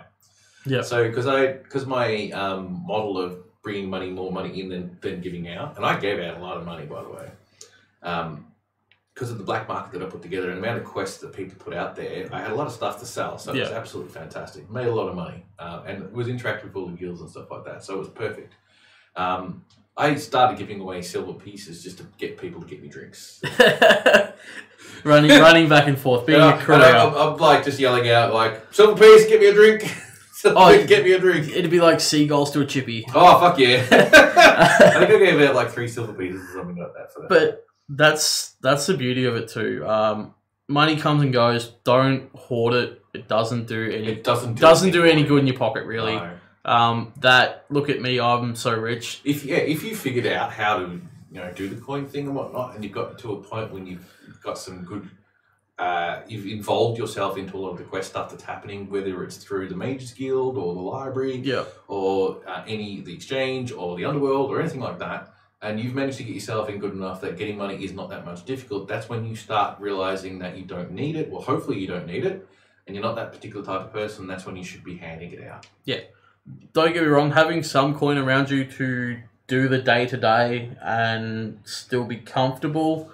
Well, I'm not saying give it all away. Yeah, exactly. Yeah. It's have pocket money, but also be charitable at the same time. One of the things, Chris Deitch, who helps me run the Underworld, understands all this now. After when he first came into it, it was all like get the money, get the money, get the money, get the loot. Now he understands it a lot better. That he almost gives as much as he gets. Yeah. I've seen. It's interesting because he gets himself into situations when all of a sudden he needs all this particular money because he's running some sort of deal, or shady like deal that's happened, which is absolutely fantastic because he could have kept all that money and have that money, but now he doesn't. Now because he gave it all away and he doesn't have it, he now has to go do more things. Yeah. And get himself more involved in Quest again to go get that money back again to go get that deal that happened again. Yeah. So in a serendipitous way, getting rid of the coins out of your pocket. Forces you that if you do need the coins again and you've got to go do something. Go do something again to go get it. And we've distracted from the fact that we're supposed to be talking about how to write quests. So again, we're talking about the money situation. But that is a big part of it too. I know everyone expects quest equals reward. Quest should be quest equals reward is fine. The reward being coin is not correct. It has to be always a reward. There's always a reward. Yeah, you should always be rewarded for doing work and doing a quest, which is work. The reward should be something that the RP. You're right, Sally. The RP is the reward. Yes, and if you're definitely. If you're smart enough to understand this, then you'll get fucking so much out of this game. Yeah, out of any LARPing experience, you'll get so much out of it. People inexperienced or haven't seen it or haven't matured enough to know that, and they want that reward at the end. At the same time, you can give them that. You just don't have to give them coins to do it. Yeah. As I said, in the Underworld, I have the privilege of you become a guild member as the reward. And that is a big thing. In the Mages Guild, you have a reward of becoming a fully fledged member of the Mages Guild. Oh, yeah. There's the status or the story, as I'd put it. The story's more important than the coin. If you can go home at the end of an event and tell a non-affiliated person, so someone that's never done a LARP before, yep, this weekend I went out and I got teabagged by a god. Right? Really out there story, but it's got to sucker them in and they're going to go, oh, okay, and that only happened to you? Yeah, that only happened to me. Oh, that's really cool. All right, it's a quantitative reward. I'm going to detract us from this particular topic because we'll keep going on about it around circles. Because coins I want to go on to another part of your quest building, especially when it comes to Swordcraft itself, the way Swordcraft is set up. Yep. I would also apply this to probably Drakenfest, but not to Conquest of Mythodia. Because at Conquest of Mythodia, they actually have a dedicated crew of NPCs. Yep. Something like out of the 10,000 people that rock up there, there's a big quantity that run the bad guy side. Yeah, that's right. So they've got the resources to do it. Swordcraft and even Drakenfest are not set up like that. Drakenfest does have a little bit of some NPC type people in the town that they have, but the percentage is not huge. Because it's such a big event, there's per person to a player base, it's a small scale, and it's the same for Swordcraft. So at Swordcraft, so we'll use that as the example. Even actually, After the Falls sort of falls into this category. You don't need NPCs. No. You should never ever have to write for NPCs. You have 50 odd warbands that you could use as your enemies. Yeah. And a lot of them have a lot of free time. Yes, they have nothing to do half of the time. So if you need a bunch of NPCs to be your bad guys, then look at your bad guys, look at what they're supposed to be doing, what their motivations are. Does it fit any warband? Ask them to be your bad guys. I'm not talking about going out of character and being NPCs. Yeah. Being that warband, doing with the what they do. Consequences involved. So instead of writing it like you've got these NPC bad guys who are just throwaways, never should be writing like that. No. You should be writing that there's actually two sides of this coin that I've got to write for. And they don't both have to be bad guys. It just have to be two groups of people who have this objective for various different reasons because of their mentalities. And the conflict comes from what they've got to do. So, prime example would be if you take a warband such as the Bloody Rats from Ballarat, a mercenary group, but compared to, say, Freako as a mercenary group, Freako are very clean-cut, rigid, militaristic. The Bloody Rats are more brigand, brutal, very, very loose cannon crew. If you wanted shady things done, you could definitely use them as, say, your bad guy quotation group to do something. They're down for mugging and... If you're smart and can write up a quest, and I'd like to see someone do this because I actually struggle in this particular area where the quest is about who is more honourable. It's a good way to do it. That way you got two sides. We probably even got more than two sides trying to like upshot each other. Fighting each other to show that they're more honourable or some bullshit like that. But that's using a non-financial reward. It's but my group's more honourable than your group. And people get a good kick out of it if they can do that. Yes. It's the same concept as the brewing contest or the baking contest. It's this one because XYZ. I approached one of the South Australian warbands, I think, on Last Quest about doing some quest stuff for me. It didn't pan out as much as I'd like it to because they were actually active. They were actually quite busy with all the stuff that they were doing, which was good. I'm glad that they were. That they were too busy to actually do the stuff that I wanted them to do. Which to me was like, excellent, you're getting involved and you're doing stuff. Excellent, that's all that really matters. I gave them some coin to sort of utilise for the stuff that I wanted to do for, but they didn't get around to it. And in the end, they went, nah, just keep it, I don't give a shit. It's free money. It's free. Okay, fuck it. You guys, they started off, they tried to do some stuff, we had some good interactions, but it just didn't pan out quite like we and it happens, quest will go sideways and exactly right. You just accept what's going on. Exactly, yeah. You just say, thank you, here's your coin, keep going, don't give a shit. Yeah. Or just say thank you, whatnot, and just try to utilise them. I specifically tried to make sure I went for an interstate one to sort of get them involved with some of the stuff. That's a big part. There's a lot of players that are coming from other states, and they're specifically, if you can get it's very involved, daunting. Yeah. I could only imagine coming from a different state where your game is probably not as big as what Swordcraft itself is on a Friday night. Jumping into this quest line and going, well, I don't really know these people.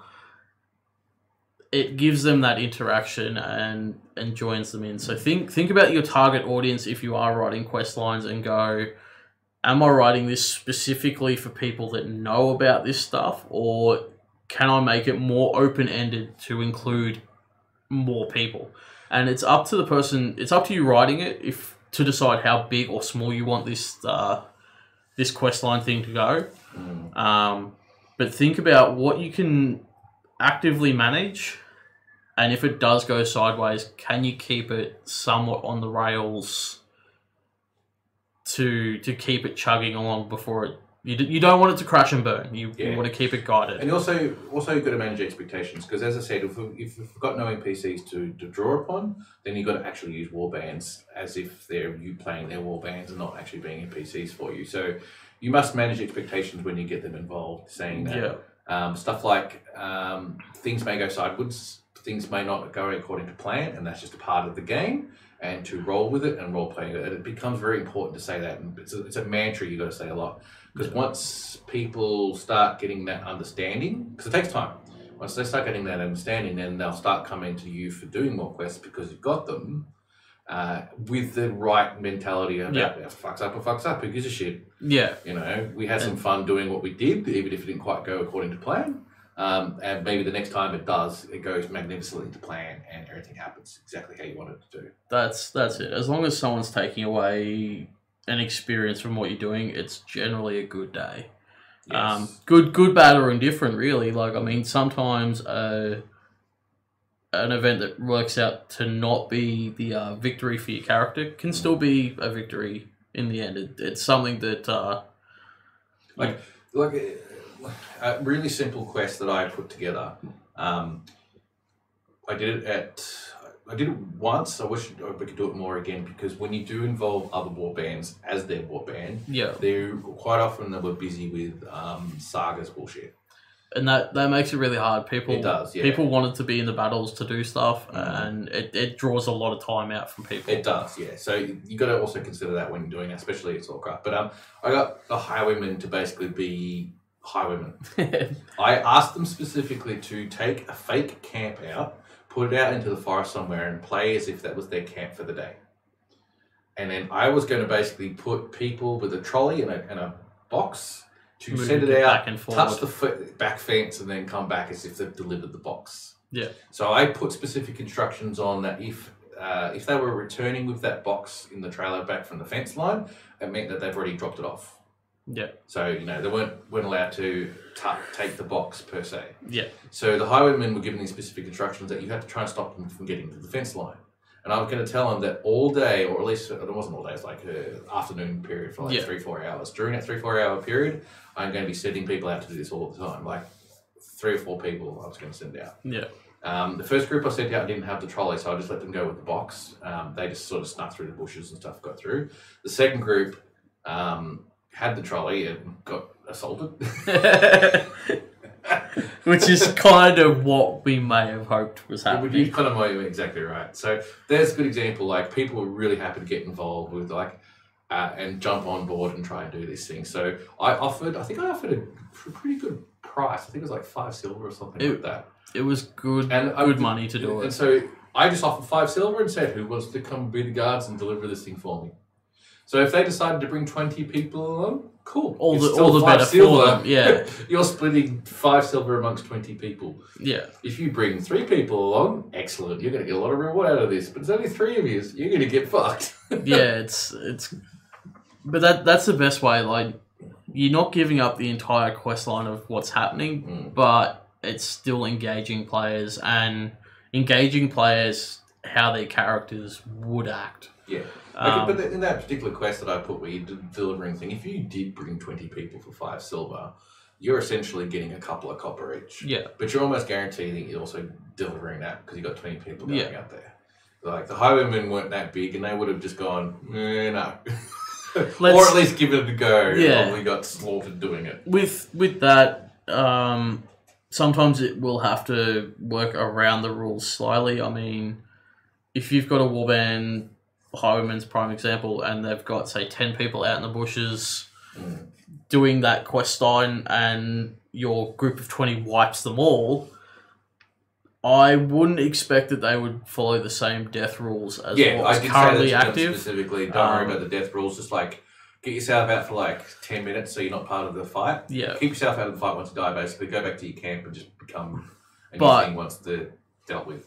On the same token, making sure that whoever you're using in that role knows what's going on, as well as they can express that to the players that are continuing that quest. Because the last thing you want is any breaking of character to go, but no, I killed you and you have to go to death. You know, you don't want to have to explain the fine art behind it. You just kind of want it to flow naturally. Yeah.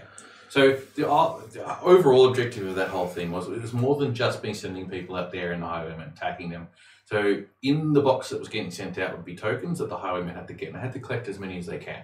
And they would take them back to that fake camp that was set up for the day.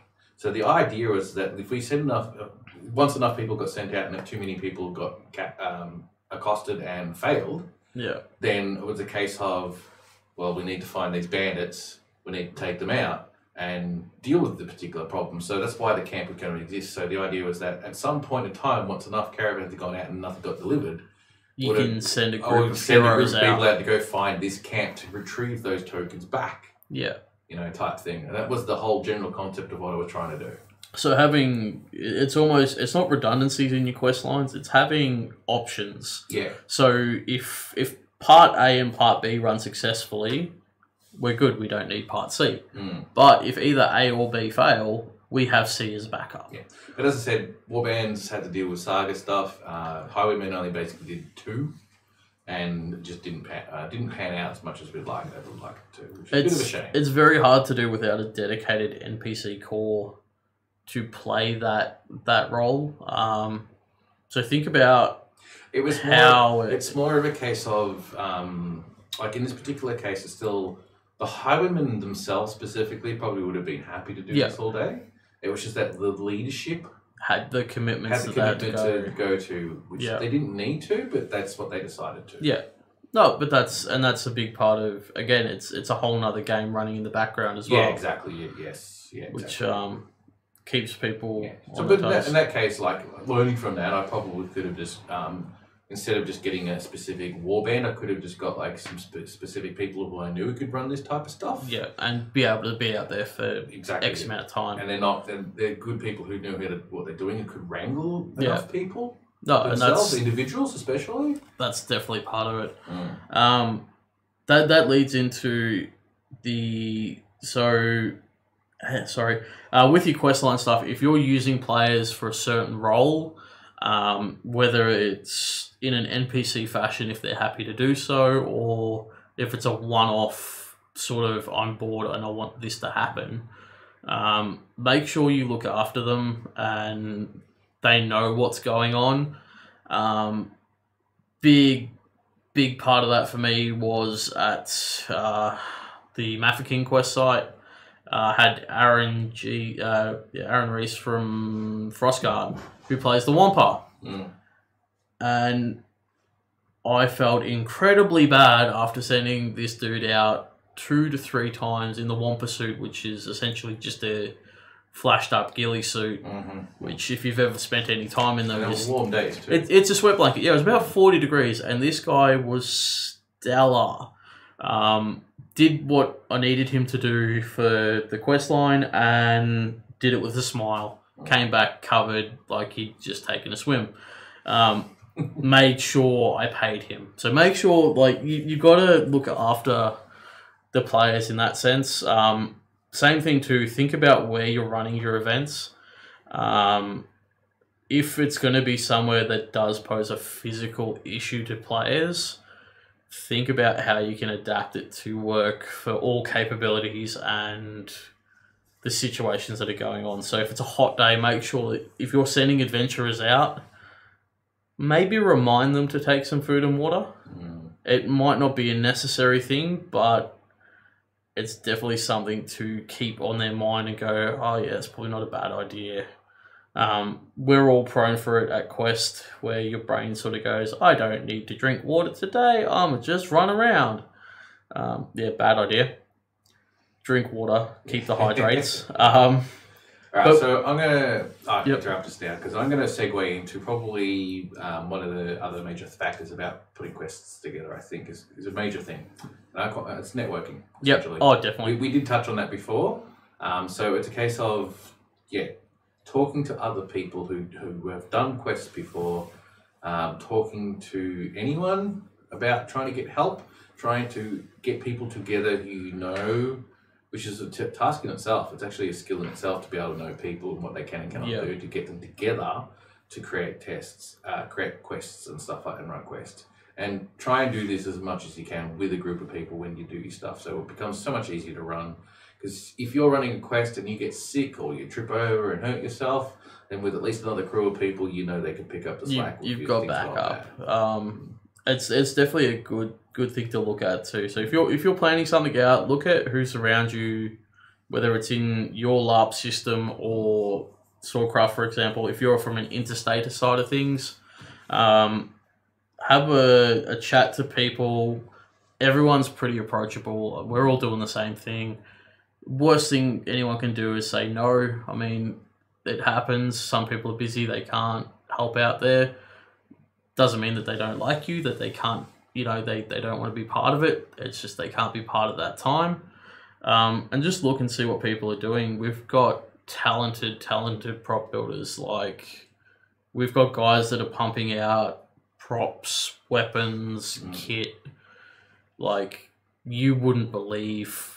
There's essentially it's a film setup, but network to who. If you need certain things done, approach people, ask politely, talk to them, and give them some insight on what you're doing. They can help. They might not be able to help, but it's a case of It's not always going to work, but oh no, you just got to keep trying and see what you can get. Sometimes it's just not going to work. Sometimes you don't have the right crew, or they're just not into it, or it's not their idea. It happens a lot, unfortunately. yeah, People are more invested in doing things when it becomes their idea, it becomes their property. So, as a person who's trying to manage a group of people together, I especially find like as I said, we said the traps before that were put together. All I had was an idea. I came up with a design, and then I handed it off to one of my crew, who was like fully got into it and just created. it was something that was definitely in that person's skill set, and they had a high interest in it. Exactly right. That's a really good way to look at it and to process as well. Like, if someone's interested in, say, costuming, all right, cool. If you set them something that they can do, and they're included. Making it inclusive is the biggest part. It's not this is my quest. It's this is our quest. It gives people drive to better facilitate what's actually going on and how we're doing things. And this stuff, like the networking, it literally just starts with saying hello to someone. Yeah, pretty much. Like, don't be afraid to say hi. In character, just roll with it. If they don't say hi back, that's cool. If they do, then jump on the opportunity. Outside a game, talk to people off the field, and definitely network around. I mean, it's the best way to do it. Like me as an example, right? If I am pretty confident that you know what you're doing, that you've run stuff before and it's been successful and you have the right mindset for it, like I'm not going to give this out to anyone because I don't have that much in character coin to do it. But if I know that you're doing something that's pretty solid and you're doing it pretty regularly and it's trusted and you're doing a lot of stuff with the group, with the community, I should say, is probably the better way to put it. Then if you're talking to me about your ideas and I'm hearing about your successes and whatnot, and I'm knowing that you can do this type of stuff and you're enjoying it, that's what's really important. Yeah. Then I will probably hand over my personal stash, well, not all my personal stash, but some of my personal stash of coins just to sort of help you out with rewards and stuff like that if you felt like you needed some of that stuff. Because sometimes you do, we can't avoid it. But if you've really started to prove that you can do these things, that you're reliable, that's the most important thing. Yeah.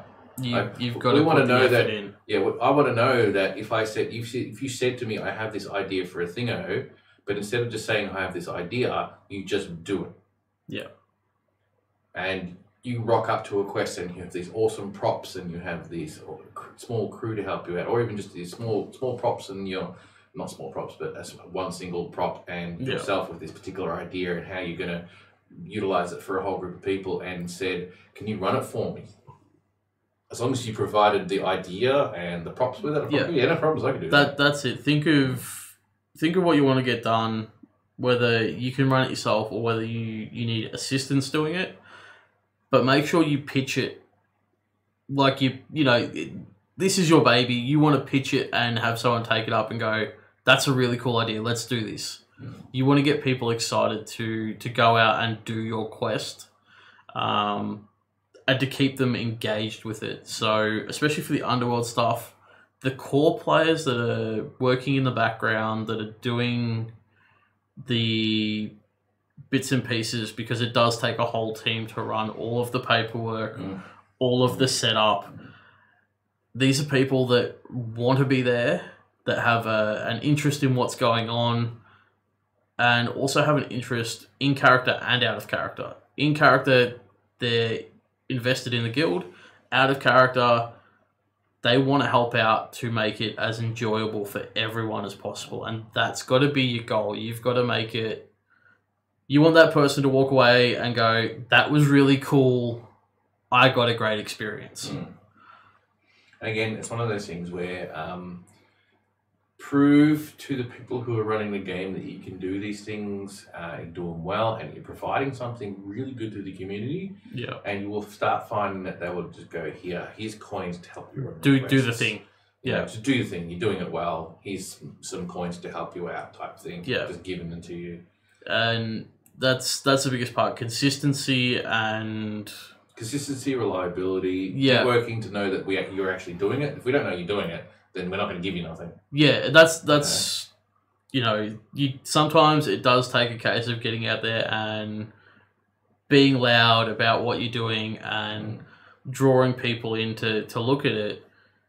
Prime example, even if you're, say, you can't pitch an idea without going and telling it to people. You can run it, no one's just going to turn up.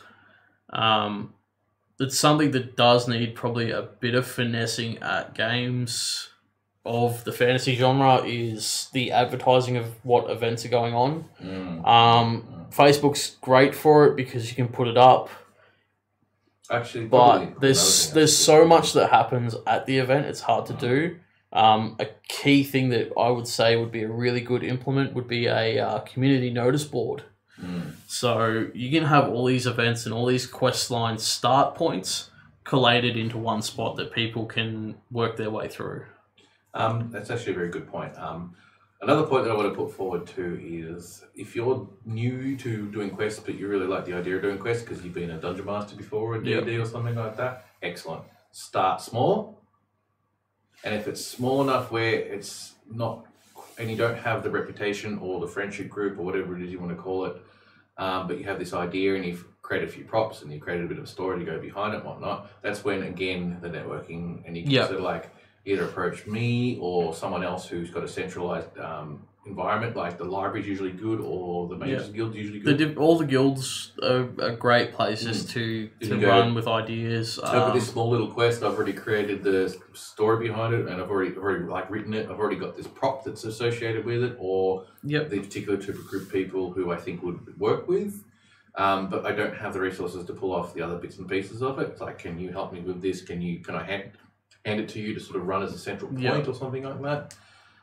It's a whole heap of different ways to do it. So you can write it all together, put it all together, collaborate with one of the people who do run stuff in town to run it for you if you want to do it that way. That's also another good way of doing it, especially if you could just say, here's the way it roughly runs, like a point form, and here's some props that are associated with it. It's usually pretty good. But in my case, I'm very busy with a lot of the stuff that I'm already doing, so I will most likely not take your stuff in. Possibly palm you off to someone else. No, I would actually make you do it yourself. I would tell you to come back to me and report on everything that you're doing, give you tips, give you help, give you whatever I can. But not it's up run to it you to for run you. it. I'm not running it for you because I've already got too much on my plate. The other part with that too, if you have an idea of what you would like to do, but you're not comfortable running it solo by yourself or with your small group, have a look at what's running around you and try and help out for a while. Get a good feel of what's happening around you and what's in the community at that point in time, and latch onto something and go, cool, I can work with this. By doing that, you're going to learn who's around, who's putting in the work, who's happy to help you out, and you're helping them. They're more inclined to help you back. If you've done a good job on something and you've helped me out, cool, of course, dude, I'll help you do that for sure. And it gets everything sort of flowing along nicely. It's a great start point. The other part with that too, if you're running a warband, launching ideas out there for quest stuff to do, and you want to get people involved, you've really got to get that point out there. You've got to talk to people and you've got to be approachable by people. This is a really hard thing to get going. I find it really, on a player level for starting a quest line, sometimes it's really daunting talking to people that you've never spoken to before. Because you might look at the player and go, oh, your kit's a lot better than mine, or you're a higher rank than I am. There's actually, if you want to be that particular type of person who does want to create quests and you have that enjoyment, but you don't know where to start or whatnot, and you're struggling with it, you don't have a crew maybe, or you're an individual, but you've got these ideas and you've got some talents in various artistic talents or whatever it is you've got, but you are struggling with just sort of where to start, how to go about it. Again, it comes down to that networking thing. So, if you've got these ideas but you can't quite start them off because you just don't know where to start, don't worry about actually creating the quest straight off. Yeah. if you've got a network, you got to. It is so much like real life. It's not funny. Yeah. So, and I'll use an example. So, like next time we do the Shisha Den, we are going to be offering money, like in character coins, to get things for us done. Yeah. Like, wash our dishes, fetch water for us, Firewood. what all these little bits and pieces of stuff to help make our lives 10 times easier. You will get money out of it, in character coin out of it, because we've got a fair amount of it. We can do this, and we have a service that's done for us. Yeah. The people who will most likely get their quests more likely to be run as those who come to do these things for us, because you're happy to do them. Yeah, you're putting in some work. Yeah. You're happy to sort of like, you know, you're going to get coin out of it because that's what we're offering, but you're still also happy to do it because you're helping out. Yeah, that's the bigger kicker. We'll see if you're genuinely happy helping out. It's a lot easier to tell than the person that rocks up that's just looking for money. Yes. And as soon as they get that money, they piss off. Yeah, it's a person that turns up, does one quest line, and then you never see them for the rest of the quest, and you're like, that kind of sucks. As opposed to the guy that is there doing as many quests as they can to get stuff done and go, yeah, I had a great time doing that. They're not interested in the coin. They're interested in what's going on. That's the person, the target that you want to be hitting. But if you've got ideas on things that you want to run, and so many times walking around Quest, it's people talking about, oh, I've got this really cool idea to do this, but that's the only time you ever hear it. You don't see them pitching that idea to someone that can make it happen. That sucks. Try and get that rolling forward. If you are that person that's pitching that idea and goes, yeah, that'd be really cool to do, try and make it happen. It's a really good test to see what you can do in character as well.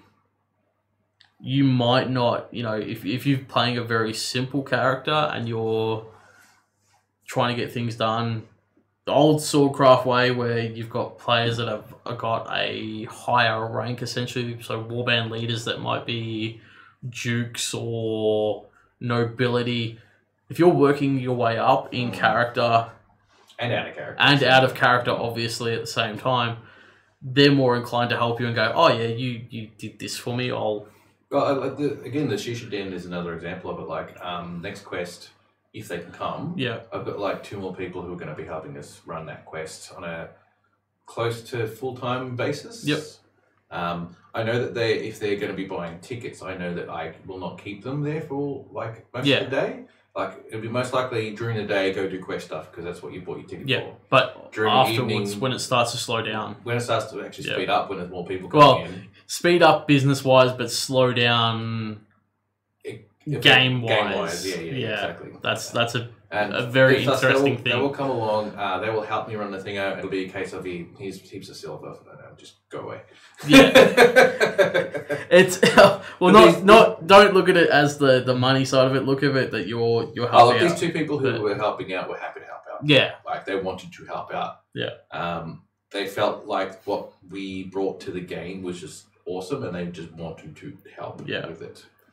So that was absolutely fantastic on their behalf as well. But that's a big part of it too. If you've got concepts and ideas, not just quest lines, like if you want to implement a marketplace or do something that's you're right. That's very important. That's outside of it's not just a quest line to get things done. It's any concept that you want to push as this could be fun. Hell, if it's a billy cart derby going nuts, go for it. Push that idea. See if people will get involved, and try and make it happen. If it fits with what we're, with the world and what the LARP is doing, that's a really good thing. So, I mean, if you're doing a post-apocalyptic LARP and it's a lot of heavy roleplay, Jugger. Jump in on, try and set up some Jugger games and go, look, I had this great idea. That's a very good example of either people are just not that interested in Jugger, or people are just too busy with the plots that are going on, because the Jugger just didn't quite work. It's one of those hard ones. You've kind of I know. So if you take Bickerline for example, there's scheduled times for Troll Ball, and there might be people that look at the political game and go, it's not for me. But they're really good at. Thank you for that. That actually is really very good in athletics and sports, and go, oh yeah, Troll Ball, yeah, I'll give that a shot. It's opening avenues here and there for different things. Setting times for things is a really good way to get it known that that's what's happening. So if someone on a Monday misses out on your quest line, but you're running it again on Wednesday at the same time, perfect. Because then we can, we can get that person involved as well, so they don't miss out. Repetibility of your quest is key too. It has to be simple to repeat. Yeah, with enough detail into it not to be boring. But not to be boring. Key example, fetch quests. Yeah. Fetch quests are a bane in the existence. Actually, no, I was about to get into that. You just said the exact same magic words that I said. All right. It's not that fetch quests are boring. It's the fact that a lot of the fetch quests that are put together are not put together with any real thought. Yeah. So let's use the potatoes as an example. Yeah. When it was the concept of go get me potatoes, I will give you coin for it, and that was it. Yeah. That's all it was. And I thought about this the other day, earlier today, I thought to myself, this would be a fun way of doing it if you just did it this way. So instead of offering coin for these potatoes, you have a kitchen handler's license or something like that, that you physically wanted them to go get potatoes, carrots, and a few other veggies and stuff knock up some food. Knock up some actual food. That in itself, if you're playing, depending on how in character you want to get, if you're having to go out and find the ingredients for your own dinner, that I could see as an enjoyable, fun quest line. Fetch quest. And it is, it's literally a fetch quest that can be reset. Yeah. As long as it's, you have to work within parameters of what you can do.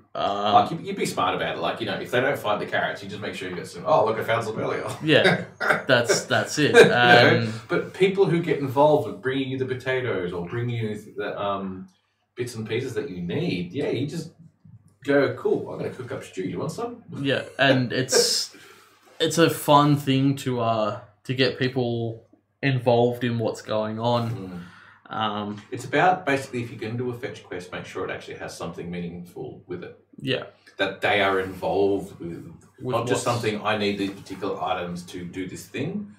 That thing that you want to do once they get the items, has to tie back to the player. Has to tie back to the player, correct. Stone Soup quest, yes. The Stone Soup quest. In that particular sense, that's why you can get away with fetch quest. Yes. But with a fetch quest, the big drawback on it is the reset. Depending on what the actual item is and the parameters, it can be tedious to go back out and reset up. Well, that's the thing is, if you're smart about it, like what I would do, using the potato quest as an example, I would probably switch it up a little bit and actually make it a sack of potatoes, so there's only one sack of potatoes out there. Yep. And give it to a group of people, like another warband, and specifically state that you're using this for your own stew. Yeah. So this is an example of how you expand it. Like you start with a simple idea and you expand on it. What else can I do to it? So now we've got this simple fetch potatoes, carrots, and all that type of stuff to make a stew, and that's my fetch quest. And I'm cook and I do this. But there's also another cook in another camp who has the utensils and whatnot to say, let's play a competition between these as the game that we're playing and getting players involved. So they will also need potatoes, carrots, and so on and so forth. And so particular warbands could have a sack of potatoes and whatnot, and they want to keep it for themselves to try and get the best price they can, and play each side off each other, see what they can get out of it. And it's also in an area where perhaps maybe even members of the Rogues Guild can probably just sneak in and steal the shit. And it adds, so finding a way for your quest to add quantitative fun and be involved with as many different things as possible is always a good option. I mean, in a dream world where everything runs perfectly, the quests that we do at Quest would be interlinked between different guilds and groups.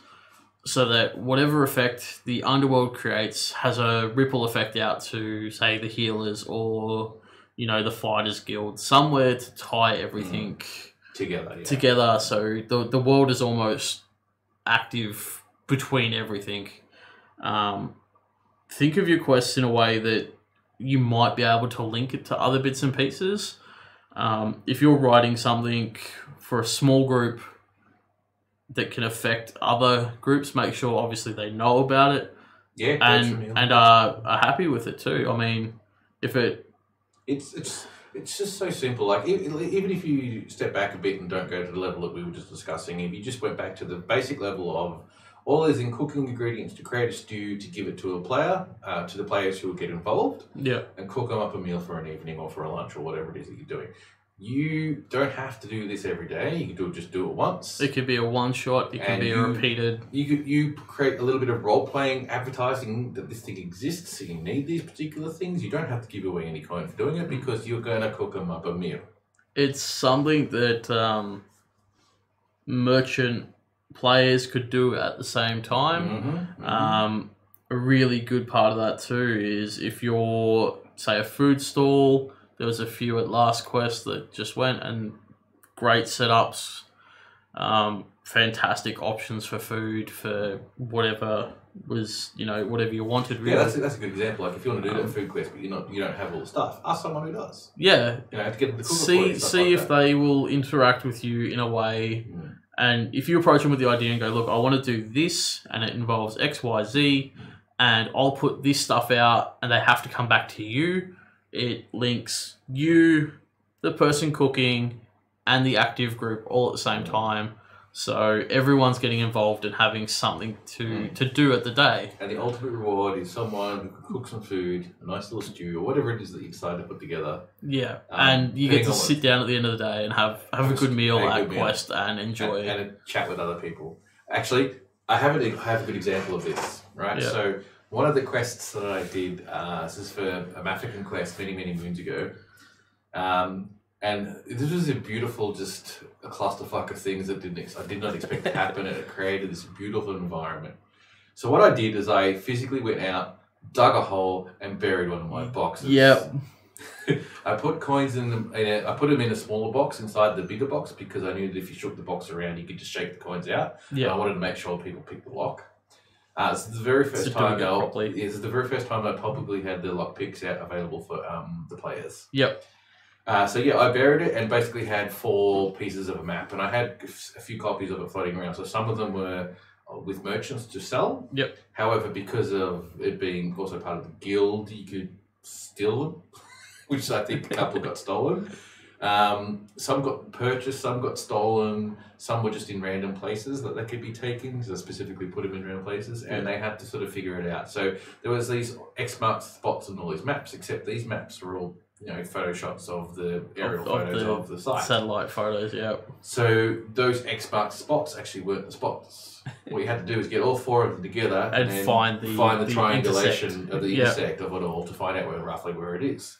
However, the maps weren't as accurate as they could have been, so when they finally got down to the last part of it, the person who kept on trying to ask me questions, I didn't want to give him a direct answer, so I knew exactly where I put it. So I just a couple of clues about the environment that they were in. Yeah. Like, fork in the road, third tree.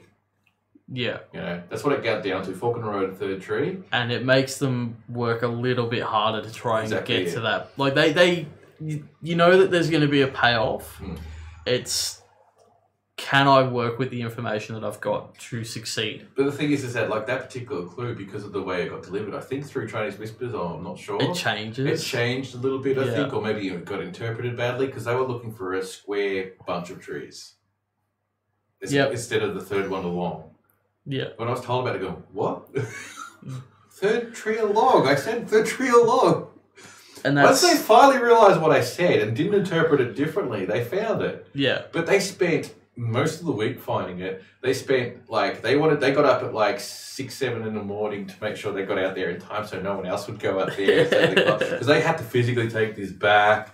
They were hiding it under their cloak because when they finally found it and finally dug it up, And They finally still found had to it. get into They it. still had to get back into town with it. That's a very nerve-wracking moment. And not only was it a nerve-wracking moment, they got it at a particular time when the Order were marching through the area. So they had to sort of hide it under Sim's cloak or something like that, and just casually talk to him like nothing was going on. Because if they were try to rush through, that'd be really sus. Yeah, what have you got and why are you running? Yeah, and this is the most simplest of quests that I probably put together. What it did is all these guys got together, Mason got involved, Sim got involved because he had a lot of the money to pay people off and buy some of the map pieces. Yeah. Leonardo got involved, a few other people got involved, and they all part of this, waking up at X time. God knows what time in the morning to keep things running. There were hours and hours of travelling during X times and whatnot. They did this themselves. I didn't ask them to do this. They just did this themselves. Yeah. So they created after they finally did it all, they got together. And I was just standing around acting as a GM type thing, and they all had Mason got out a bottle of port. They all poured drinks and basically because once they got all the coins and slid it all up and did all they needed to do, they'd finally finish. It was on the Friday, and they were starting this on the Monday type. Yeah. No, it's a Saturday morning. They found it. They finally got it. They sat around, drank a sip of port each, cheered themselves on finally getting it done. Because they actually started mostly on the Thursday. The maps were out earlier. Yeah. But mostly once Leonardo arrived on the Thursday, he started push. Yeah, and that generally is how some of the quests will run. Someone will take it and go really hard with it, and that's great. So basically what happened out of the accumulation of all that is that they now created a Facebook group called Fuck You Tim. Yep. Yeah, no, I've and they have a hand signal for it too. Yeah. I'm not going to show you what the hand signal is because it's a secret little thing. They showed me almost the first day. Can't disclose that information, but it is good. But I never expected that to happen. It created a friendship, a group of people who actually never really talked to each other. And they had to work really, really closely together to get things done. Right group of people sort of to get all this done and stuff like that. It's the perfect storm. It was perfect storm. It was. I couldn't have planned it. But that's something to look to for designing quests. Look at things that you're working with that you can implement simply. That prime example, you buried a box and put a treasure map out. And I had to basically put it out there knowing that no one was going to pick it up, which almost was going to be like that. Yeah. Because people just saw map pieces and went, because the map pieces were selling 5 silver each. Yeah. So it's moving around, generating money. Yes. And I did a deal too with the merchants. I said to the merchants, all right, I can't remember the specific numbers. Something like, all right, sell these for whatever you want. I want 4 silver. Yeah. Sell them for whatever you want. You keep the rest. Yeah, and they can put whatever on top. Yeah, exactly. So they can try and sell it for 6 if they can. They try and sell it for 5. Most of them manage to sell it for 5, so they got a silver piece out of it. Yeah. But as it goes on, it also alters the value too. So if it starts at that, it exponentially grows. Yeah. That's a good way to get money into your quests as well. You're putting a reward out, but the intake will possibly be higher than the output. Depends on how you went about it, because on that particular quest, there was 20 odd silver in the chest itself. So it was a fair chunk of money. If you bought all the map pieces, you would have broke even. Yeah. Didn't have to buy all the map pieces. And it's up to the player to about how they go about the quest. I know they were smart enough to get some of the map pieces without having to pay for it. Yeah. But at the same time, they didn't communicate very well because Sim also bought some of the other map pieces that existed, of which they already had. Because there's 2 copies so it's doubling up. Yeah. And that's a good way to do it as well. The whole purpose was because there's more than 20 silver in there, but not too much more. Yeah. The idea was that you should still come out on top even if you bought all of the things. That's just not a huge amount. Yeah. The idea was that I was going to generate the money for the fact that there was actually 2 copies of the maps out there and see if people would buy them out of competition. So 2 groups of people started going for it. And bid wars between... Well, not so much bid wars. If they say Group A bought 2 parts of the map and stole the other 2, and Group B bought 1 map and stole the other 3, which is probably one of the best case scenarios in their environment, then they're having a race to go get it. They'll come out on top, but I was still made most of the money back that I put into it. Yeah, definitely. So that's how I sort of viewed that at work. But however, at the same time, it almost didn't work. that almost no one went for it. It could have ended up being It could have ended up an absolute zero. Like an absolute zero. So, you've got to put that into your mindset. Yeah. But, I throw a whole heap of stuff out there and see what happens, and sometimes it doesn't work. Anyway. But that's all we can do. It is now 10 o'clock. It is. We have been talking for quite some time. We normally have a break. No, we're pretty good. I thank you, Josh, for coming along to discuss this. Thank you for having me. It's all good. It's all good. As I said, next week I will be talking to others who have gone to Drakenfest, and we're going to talk Drakenfest stuff. It's going to be... We're just going to us talking about anecdotes of the stories of which... It's from someone that hasn't been. It's an insight into some of the role play and the levels that happen on a different scale. It's good to get involved with and to ask questions, find out. It's a really good point to learn from as well. Yes, and we'll have a good old discussion about Drakenfest and tell some cool old war stories about that place. That's it.